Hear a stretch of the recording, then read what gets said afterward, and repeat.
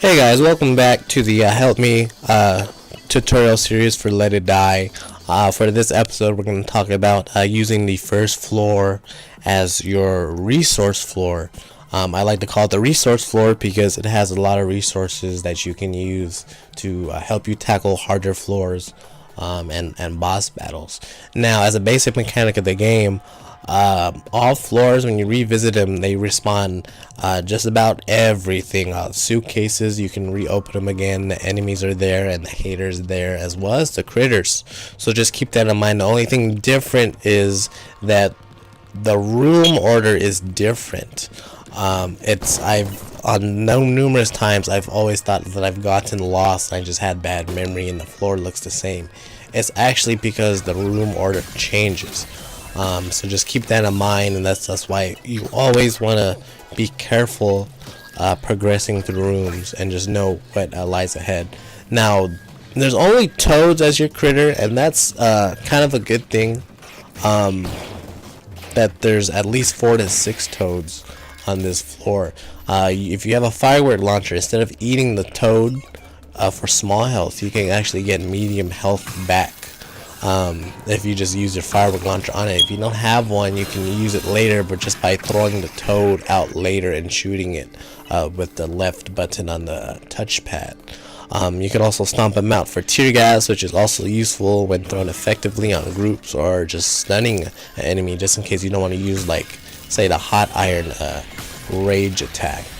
You net about 3k kill coins. Kill coins are important to have on you, not just for buying stuff in the shop or decals, but also to buy your fighter back after it dies. Now, people make the mistake when playing this game that to always use the death metal and treating your main character as your treating your fighter as a main character, like your permanent fighter. That's not really the case for this game. You're not gonna have a lot of luck doing that, just for the simple fact that your fighters cap out depending on the grade they are. Now, your first fighter that you get, and the first fighter is you're available to get from the fighter depot before you progress past the 10th floor, is actually a grade 1 fighter, which maxes out at level 25. At max, they cost to get back, I believe, is 5,300.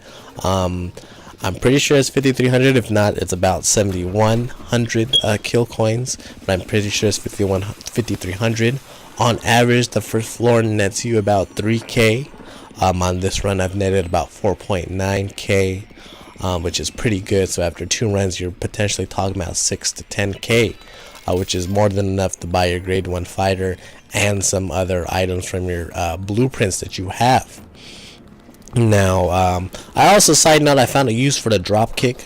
You can use it to recharge your stamina when you're running away. Just make sure you hit the enemy. Essentially, your panting animation is actually taking place by your get up animation. So yes, there is a use for the drop kick now. So I found that. But yeah, that's pretty much it for the video.